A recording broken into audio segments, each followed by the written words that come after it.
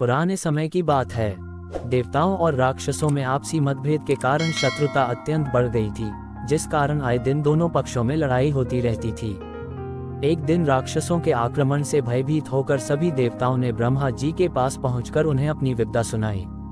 फिर ब्रह्मा जी की राय से वे सब जगत गुरु की शरण में जाकर प्रार्थना करने लगे। देवताओं की प्रार्थना से प्रसन्न होकर श्री भगवान ने कहा, देवताओं, तुम लोग दानव राज बलि से प्रेमपूर्वक मिलो, उनको ही अपना नेता मानकर समुद्र मंथन की तैयारी करो। समुद्र मंथन के अंत में अमृत निकलेगा, उसे पीकर तुम लोग अमर हो जाओगे। यह कहकर श्री भगवान अंतर्ध्यान हो गए।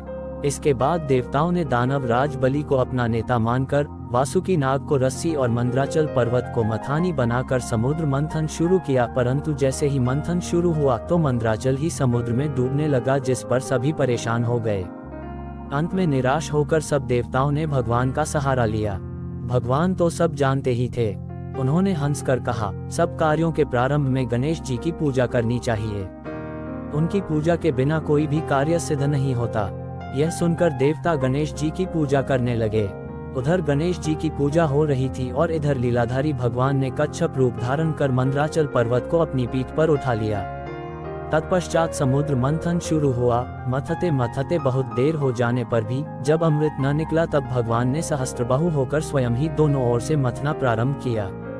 इसके बाद उसी समय हलाहल विष निकला, जिसे पीकर भगवान शिव नीलकंठ कहलाए।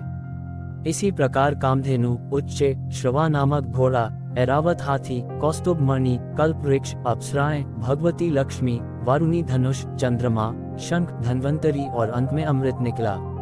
अब अमृत प्राप्त करने के लिए देवता और दानव दोनों आपस में झगड़ने लगे। तब श्री भगवान ने अपनी लीला से अमृत देवताओं को ही दिया।